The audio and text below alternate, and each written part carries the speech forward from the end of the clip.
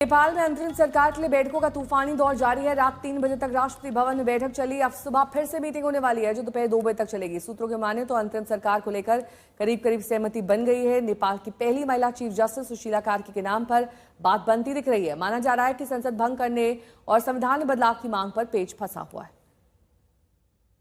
तो आज राष्ट्रपति आवास पर दोपहर 2 बजे ये अहम बैठक होने जा रही है। सुशीला कार्की क्या प्रधानमंत्री बनेगी, यह अभी सस्पेंस बना हुआ है। उनका नाम सबसे आगे जरूर चल रहा है, लेकिन एक धड़ा ऐसा भी है जनजी का जो उनको पसंद नहीं कर रहा है। अंतरिम सरकार की कमान पर कार्की का नाम आगे है और आज एक बार फिर से मीटिंग होने जा रही है।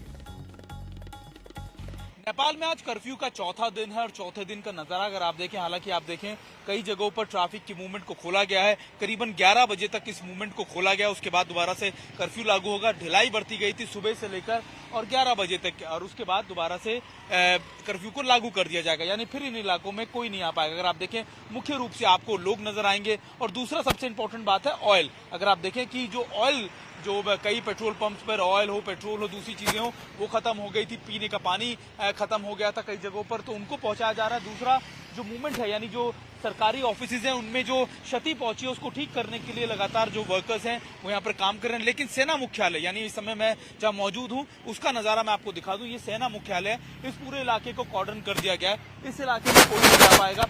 मेरे कैमरा पर्सन सत्या आपको ये तस्वीरें दिखा रहे हैं। देखिए, इस पूरे इलाके में किसी को भी आने की इजाजत नहीं है। इस पूरे इलाके को यहाँ से कॉर्डन कर दिया गया। सिर्फ और सिर्फ जो मूवमेंट हो सकती है वो यहाँ से दूसरी तरफ हो सकती है, जहाँ पर होटल्स हैं या दूसरे इलाके हैं। यानी इन इलाकों को अभी कॉर्डन किया गया है। कई मीटिंगें जो हैं वो अब जो अंतरिम सरकार का जो चेहरा होंगी, सुशीला कार्की हो या कोई भी चेहरा हो, उसको लेकर बातचीत चल रही है। लेकिन इसी बीच इन इलाकों को पूरा कॉर्डन किया गया है। और इधर अगर आप देखें, आपने जो पिछले 2 से 3 दिनों से जो नजारा देखा होगा, सबसे ज्यादा जेंजी जो थे वो यहाँ मौजूद थे। अभी उनकी मौजूदगी नहीं है, वो इसलिए भी क्योंकि अभी कोई फौरी तौर पर कोई मीटिंग यहाँ नहीं हो रही है। लेकिन हाँ, सबसे ज्यादा मौजूदगी उनकी यहीं पर रहती थी। लेकिन अब ये भी खाली है, शांत है, तो निश्चित तौर पर जो सिचुएशन है उसको कंट्रोल में करने की कोशिश की जा रही है। और यही वजह है कि अगर आप देखें नेपाल आर्मी की मौजूदगी आपको बहुत ज्यादा नजर आती है। और वो इसलिए भी ताकि शांति बहाली जल्दी हो सके। बातचीत भी चल रही है, उसके साथ साथ सुरक्षा के भी इंतजाम पुख्ता किए जा रहे हैं। और ये इलाका आर्मी हेडक्वार्टर्स का इलाका है जहां पर मैं इस समय मौजूद हूं। और अभी अगर आप देखें तो लोग यहां से आना जाना कर रहे हैं। लोग अपने जो जरूरी साजो सामान है वो खरीदने के लिए बाहर निकल रहे हैं, या फिर आप कह सकते हैं कि जो अपने काम है वो पूरे कर रहे हैं। किसी को दवाइयों की जरूरत है, किसी को गाड़ियों में पेट्रोल या डीजल की जरूरत है, उसको लेकर लोग, क्योंकि डीजल और पेट्रोल की कमी भी बताई जा रही थी, एक मेजर कंसर्न था लोगों के अंदर।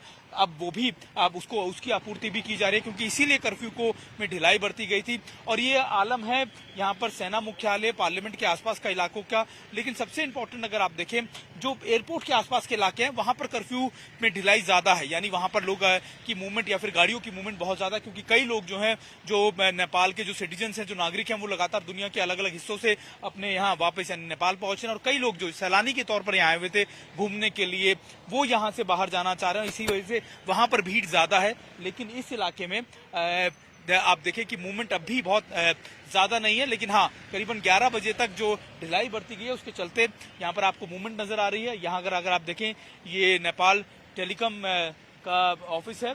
और सबसे इंपॉर्टेंट बात ये मैं आपको बता रहा हूँ, पूरा इलाका सबसे ज्यादा प्रदर्शनकारियों की जद में आया था। लेकिन अभी यहाँ पर सुरक्षा के क्या इंतजाम है ये मैं आपको दिखाने की कोशिश कर रहा हूँ। और मेरे कैमरा पर्सन मौजूद है सत्या मेरे साथ, और हम आपको दिखा रहे हैं कि इस समय के ताजा हालात इस समय नेपाल में किस तरीके से बने हुए हैं। वीडियो जर्नलिस्ट सत्या के साथ सुमित चौधरी, काठमांडू।